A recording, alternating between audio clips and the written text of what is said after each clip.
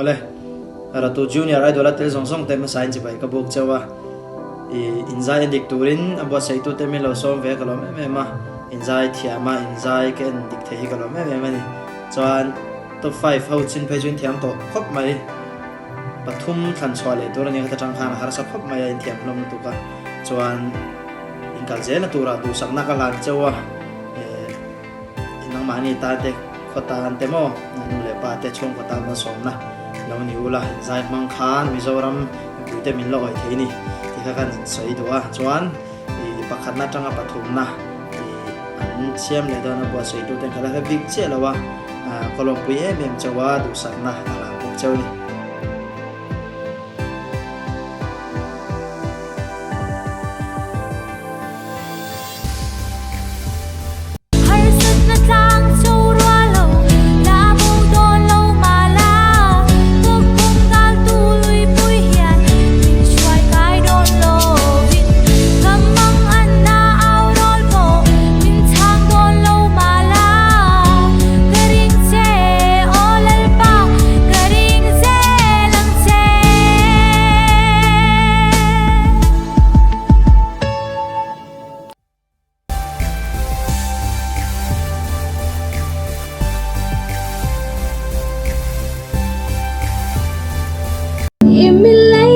na